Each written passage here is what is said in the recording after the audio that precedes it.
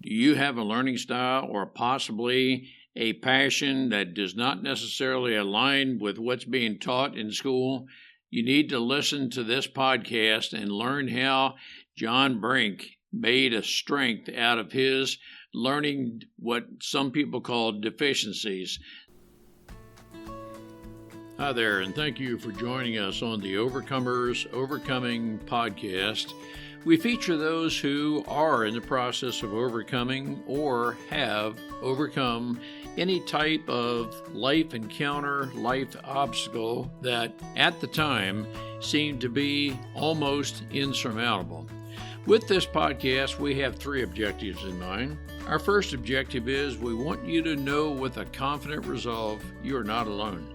We want to work with you. We want you to know there are others who are working with you, who want to help you through whatever you are encountering, and together we will get through whatever you're experiencing. Our second objective is there are multiple options for any life encounter you are facing. We want to help you develop a resolve that there are various options and solutions to any life dilemma. Our third objective is to help you with critical thinking skills. If you're encountering something that was possibly a decision you made sometime in the past, and if you had the opportunity for a life redo, you would make a different decision. We want to help you with those critical thinking skills that can help you make an informed decision and not encounter what you're going through at the moment. We are the Cooper Culture, a veteran-owned business. We work with business personnel and families to develop and sustain connected relationship cultures within their families and organizations.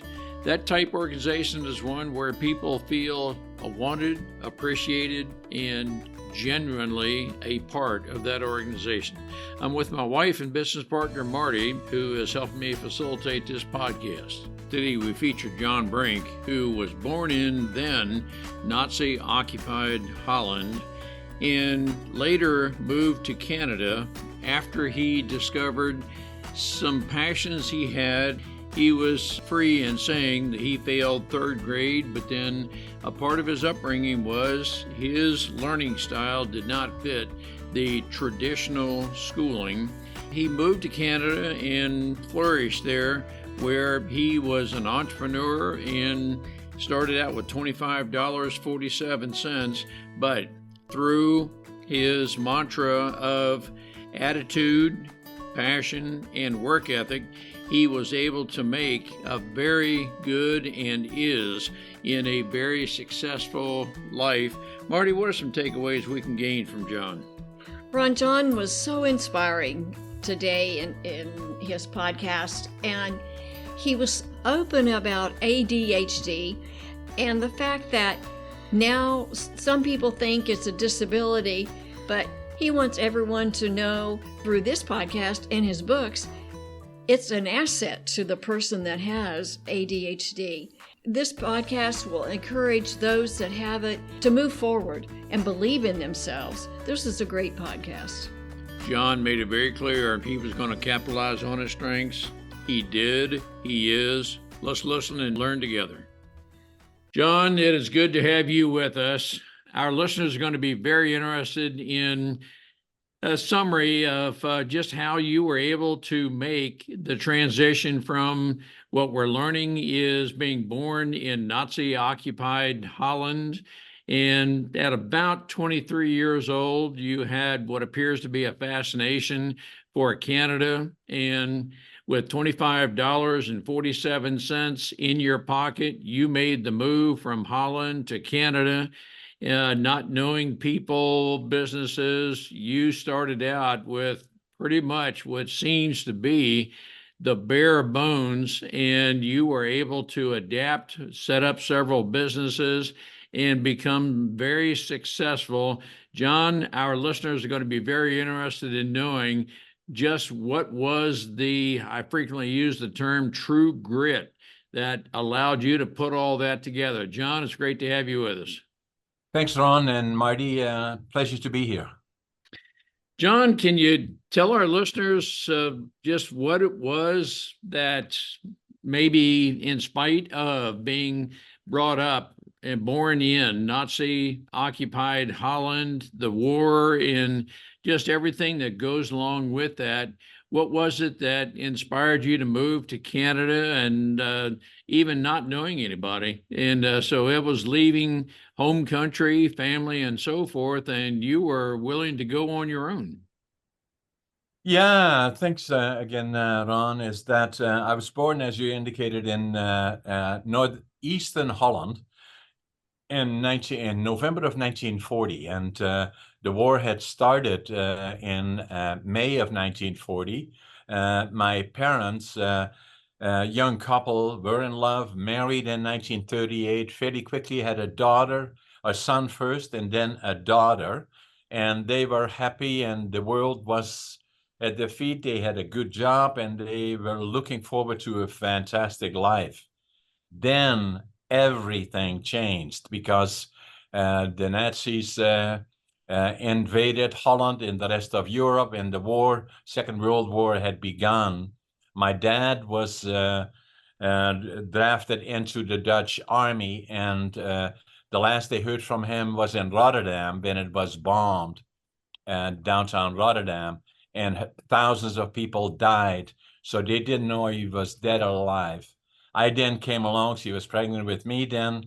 I came along November the 1st.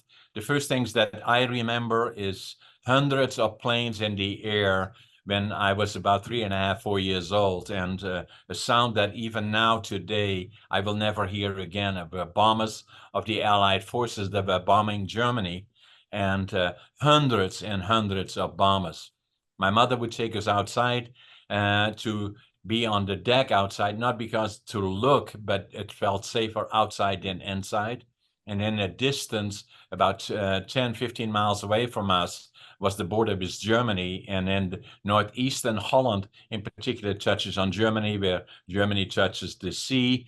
And they had all kinds of facilities there that were building weapon systems and all of that. So in the distance, we could see the cities burning. The sky was red. And so that was the thing still on my mind. Then the next one was that the winter of 1944-45 was called the Hunger Winter. All the food had been cut off, and that was also the coldest winter on record. And I remember still then, 4.5, 5 years old, is that we as kids, my brother, my sister, and myself, every morning we would go into the railroad yards with gunny bags and picked up anything edible or burnable. And so, so it was a tough time. Even still today, nearly 70 years later, or nearly 80 years later, I'm 80, will be 84 in another couple of months. I can still feel the hunger even now. And I can still feel the cold, the immense cold, and the sound. So, and then we were liberated by the Canadian Army April the 12th, 1945, and it made such an impression on me that I always knew that I would go to the land of my heroes, Canada.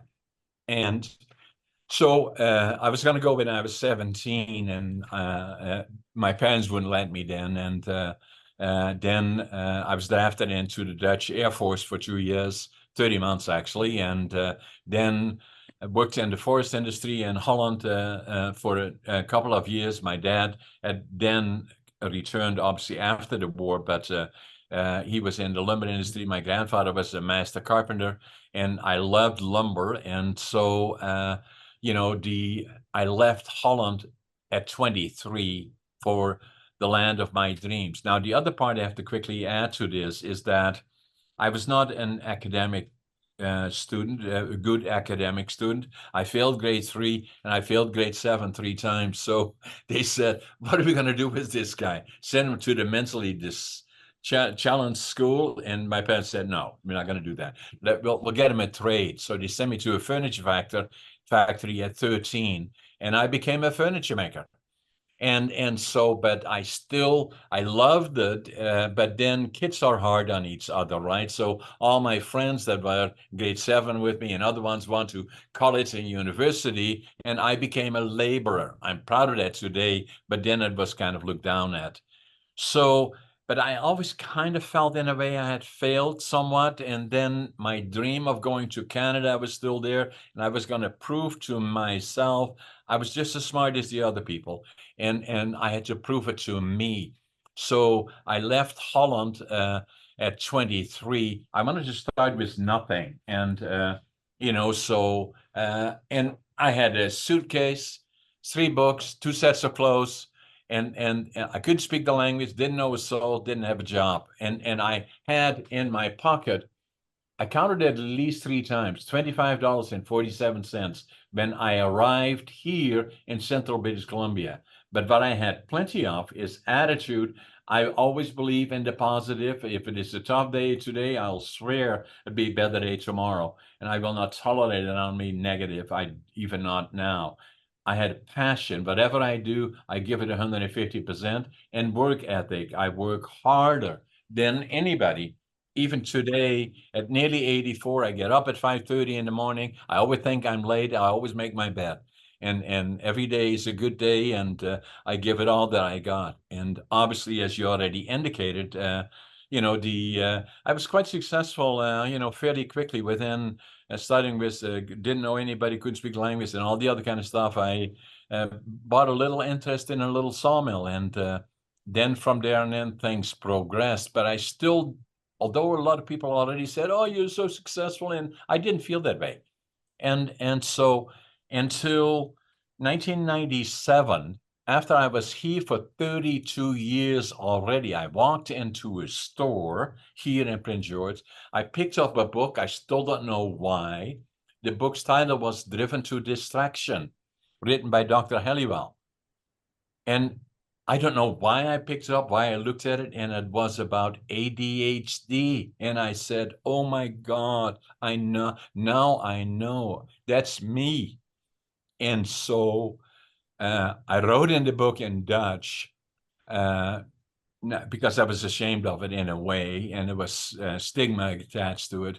And at the same time, I was building businesses. I, go to the banks and lending institution. I was a good communicator, did very good projections on business that I wanted to build, and go to the bank for millions of dollars. What am I going to say? This is my business plan. He says, "All good, Bob. You're a good reputation." Yeah, I have a mental disorder. It's called ADHD. Have a nice day, right? So not today, but then. So in any event, so that kind of opened the door for me. And I Googled and looked at what is ADHD. I had no idea even what it was all about. And the more I looked at it, the more I looked at it, I became convinced this is a superpower. It allows me to do things that other people can't do as well. And it's not a liability. It's not a distraction. It's the opposite. So in any event, initially I thought from going at Google in the 90s that about 8% of the population were affected or benefit, in my mind, of ADHD. The number was higher than that, in my opinion, was probably closer to 50%. Now, I do also a lot of podcasting on the Brink with John A. Brink, and I had a guest. My podcast number was 203 with Dr. Halliwell that wrote the book I picked up, and he wrote the book in 1993. I picked up that book in 1997. I had him on my podcast. So a very interesting podcast. So as we were talking, I said to him, obviously very pleased to have him there, and saying that I wrote, I look at it that probably 20% of the population have ADHD. He said, no, John, probably more than 25%. I agree with them. And then the other part that I believe in all the things that I've done in business and being around business, of the successful operative is successful entrepreneurs and CEOs. Probably I said to Dr. Halliwell, 50% of them are likely ADHD. He said, no, John, probably 75%. And I agree with him. So that changed my life. And then, but for 50 years, from the time I was 13 to the time I was 62, when I walked into my doc's office, there was a friend delivered our two daughters, and he said to me, "Hey, John, why are you here?" I said, "I think I got ADHD." And so we checked out. Yeah, I do. And so for 50 years, I was wondering why lack of success on the traditional educational system, but I learned a lot, which is already obvious, in the meantime, in other ways. And so I became more and more convinced that ADHD is a superpower, that the frequency of occurrence is wide, and that I should do more about it. Now, a lot of people had already been talking to me, and they say, "Hey, John, you had such an interesting life. You should write a book about it." So I tried it. Writing books is not easy. So I started, stop for about 20 years. And then finally at nearly 84, if I don't do it now, it will never happen. So I wrote a book, and the book's title is Against All Odds. And it's not about hoorah, how successful John is. It's just the opposite. It is all the challenges along the way. And then the other part that I found is with ADHD, there are so many people affected by it that,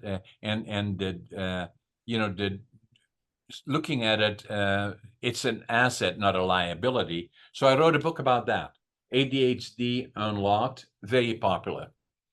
And not only for people with ADHD, but also people that are affected by trauma and are slow learners or do not work well in the traditional educational system. So that combination of all of it, and at a late point, it made me successful. And I'm doing a lot of stuff. I do a lot of writing. I'm working on my 6th or 7th book now. And then at the same time, obviously, I've been 10 different companies. And it's not about successful, John, and money. It's not about that. It is about staying the course, never give up. And that's what I do. And at 84, the other part that I do, and I would be amiss if I didn't tell you that, is that I'm also the oldest competitive bodybuilder in North America, and I'm writing a book about that, Living Young, Dying Old. And that's coming out in July. Now, that's a picture of me. Wow. And so I qualified for the provincials here in Canada, and then for the nationals and the Arnolds in 2018. But then COVID came, and so now I'm training again to compete at the Arnolds with Arnold Schwarzenegger in 2025, and I'm 85.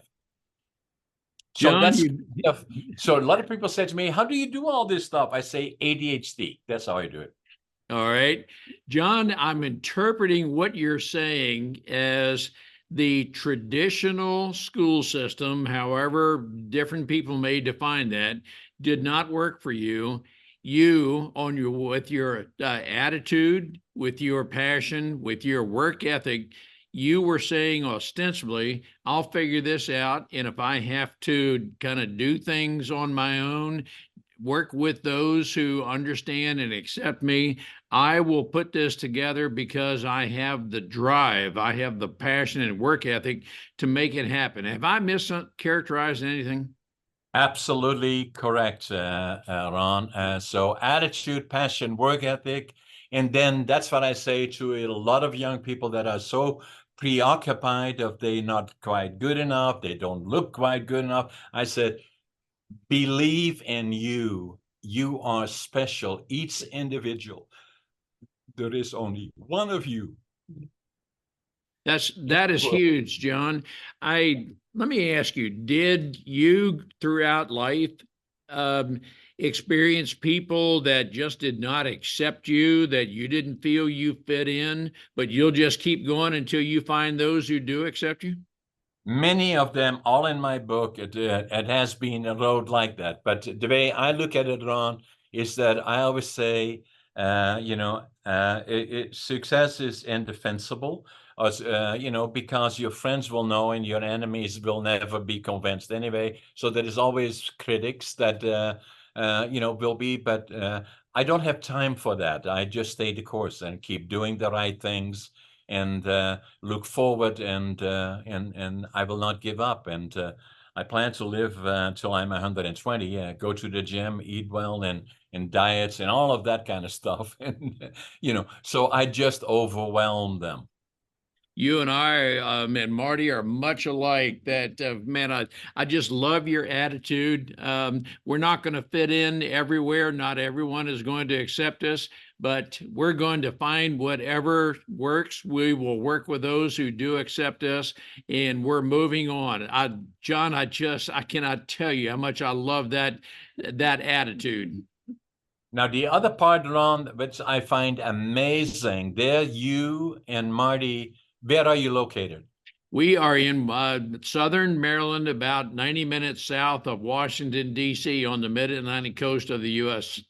So there you're at the mid-Atlantic coast of the U.S. I'm in central British Columbia, Canada. And there we are sitting, interacting about things that are critically important to a lot of people in the world, and us, obviously. We are having this amazing discussion. And while we are doing that on virtual pot matching, is that we already know tens of thousands of people will watch us around the world. It is an amazing media, and it's just at the beginning. So, I'm very active on podcasting ourselves on the Brink with John A. Brink. So I think we've done around 250, 260, somewhere in that area. So I do about 12 to 15 podcasts a month. And then, I do about guesting about 10 or 12 of them a month as well. And I love it, but also to get the message out there. And, I think it's just amazing. And it's just still at the very beginning. No, thank you, John. Let's focus a little bit on the ADHD, attention deficit hyperactivity disorder. I am a self-diagnosed, not officially, but ADHD kind of person. I can have anywhere from 17 to 20 ideas at any given time. I can jump from idea to idea, and I've got Marty beside me to help me focus. But is that some of what you do, John? You're just Absolutely. creative ideas, and do you have a problem focusing sometimes? Some things that don't interest me, I don't focus well on it. If they do interest me, then I hyper focus. And obviously that is business. And in school, I was not very good because most of the things that they were talking about, they say to me, "Say, John, does it still bother you that you left school or had to leave school after you failed grade 7 3 times?" They say, "Yeah, it really, really bothers me, even still today. I should have left earlier." Yes. Yes. So the point that I'm making is this, that obviously I don't lack on educating myself. There is enough information. Then already I had this hunger for information. And if you ask me, which you may, is that, okay, John, you had your suitcase, 2 sets of clothes, 3 books. What were the 3 books? I wonder. Well, the first one was Management by Drucker in Dutch. The other one was Logical Thinking, and then the other one was about Canada. Now, management to me has always been interesting. I would go far and wide, even in Holland. If there was a successful business individual speaking, I would go there and listen to them, and I continued that right along. And even today, I'm an in-demand keynote speaker and lots of topics, business and all the other things. And so I'm very, very much involved in listening to what made other individuals successful. And I'm still trying to get Elon Musk and the guy from Amazon on my podcast one of these days. And to Arnold, I say, I'll be back. Oh gosh, man, that is just great. So, John, throughout your learning experience, you discovered, some people call it, Marty and I do, sweet spot, and you knew what you're good at, you knew what you were not good at, you pursued what you are good at, and just discarded the rest. Is that a fair statement? Yeah, that's a fair statement, Ron. Very early in life, after the war years, obviously, when I was late teens already, I was entrepreneurial.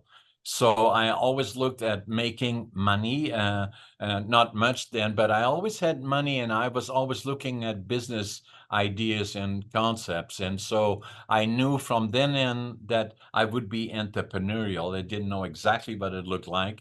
And the other part was that, as I already said earlier, my grandfather was a master carpenter. My dad worked in the lumber industry. I loved lumber. I still do today. I knew that my direction would be related to lumber and lumber manufacturing in some form or fashion. So that made things much easier for me in terms of focusing on a particular direction. And obviously, very quickly after I came here to British Columbia, Canada, there was lots of timber here, and I knew that's where I would have to go. I wanted to build, so my dreams were going to Canada, to the land of my heroes. The second one was building my own lumber mill, and then from there on in, things just exploded from there on forward. And so today, coming back to your question, yeah, I knew what I wanted to do. I knew what it would kind of look like already. So it gave me the advantage of having focus. And the other part about it, Ron and Marty, is that I do a lot of presenting to colleges and universities, and a lot of times in high schools, I talk to the kids there with all due respect. They say, so you do your studies, you know what you want to do, and most of them say, no, I don't know. I say it's important to get a focus, in my opinion. If you want to be a truck driver, talk to a truck driver. You want to be a carpenter, talk to a carpenter. You want to be a builder, talk to builders. You want to be a lawyer, talk to lawyers. Do you want to be a doctor, talk to doctors, or an entrepreneur, or a CEO. So find your passion and then focus on it. So I wrote a book about that, finding your passion, living the dream. And so that was the advantage that I had. I found that passion, and saying a fair question would be, hey, John, at nearly 84, you're living the dream? I say, absolutely, I am, every single day. That's just great. John, I'm thinking about going back to the $25.47, and that's what you had to start out with. Pretty clearly, nobody taught you how to build a business. You learned on the go how to do that. You were able to maintain a financial balance in that you have to eat, you have to live, and I mean, there is a cost of living, but you knew, at least you intuitively knew, or you work with those who helped you determine how do you live this financial balance to where you can have the operating capital to start a sawmill. You had to figure out some way, somehow, to get the trucks to bring the logs to you and so forth. John, I'm oversimplifying a lot of this, but that's what I'm envisioning you thought through right along. Yeah, so interesting question, Ron. The other day I gave a keynote presentation, actually, and there was some young people there, and this young girl, she must have been around 10, but her parents came to that presentation. And so he said to me, because I always use my board here, 2547, and she said, she was from around here, and you have all these mills, and how do you build that with 2547? I thought, that's a good question. So, and hence the benefit that I had is working with my hands. I was very good at operational things. And so therefore I had a dream that would include lumber. And so that when I came here, most of the timber was already committed to larger companies. I had to find a niche. And I learned that from my school years that started at 13. And I developed a value-added manufacturing plant, started with 3 employees, had a good business plan that I put together then at 75 in 1975.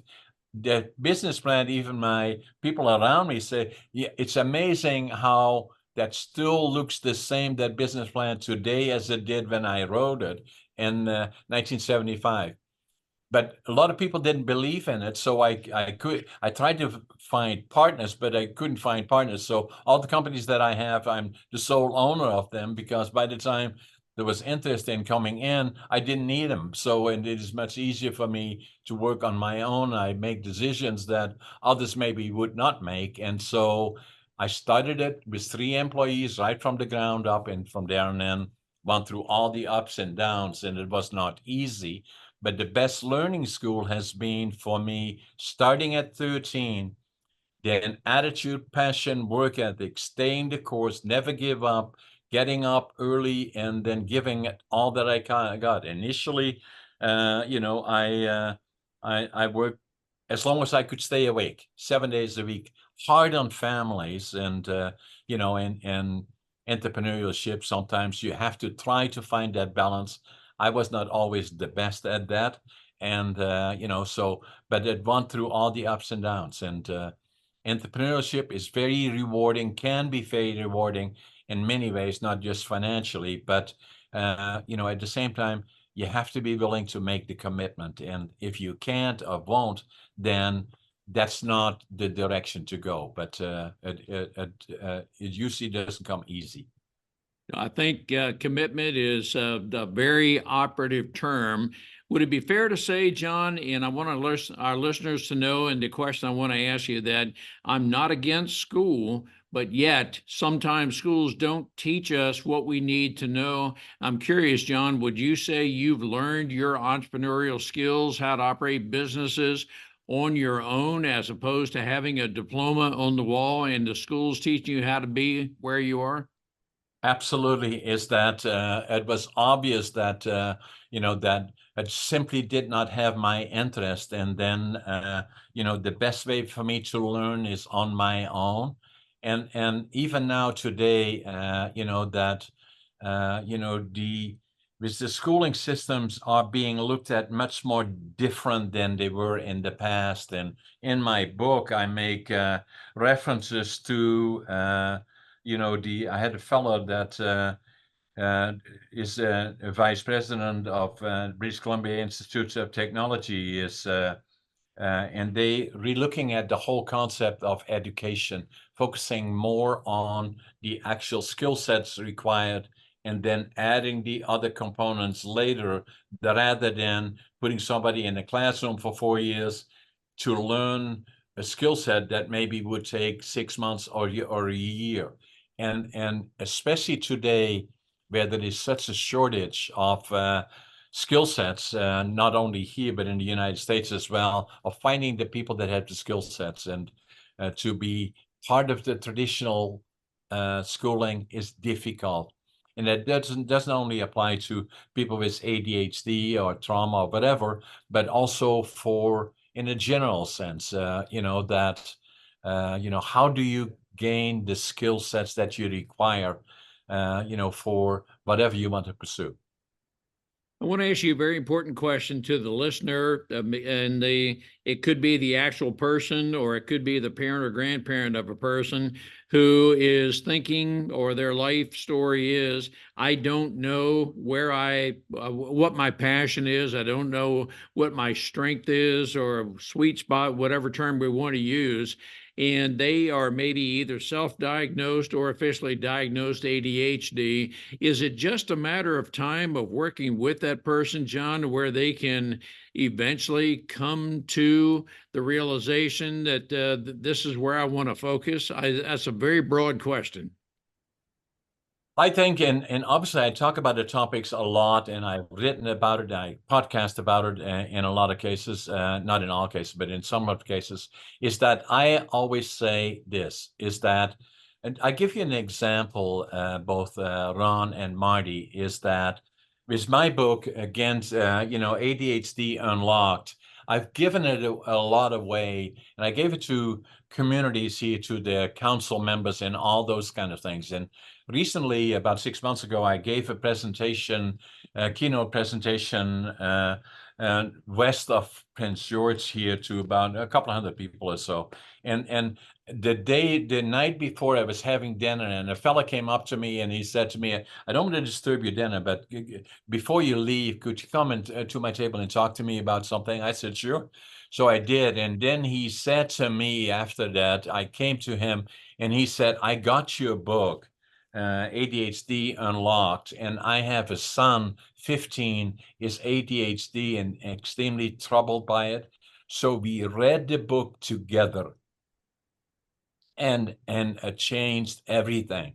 And I say, and this is not only my book, but other books and relating to it, is the key, I believe, is that to early recognize that, first and foremost, that ADHD, it's not a liability and may well be an asset, but it should not be looked at as a bill, and open the door and saying that makes you special.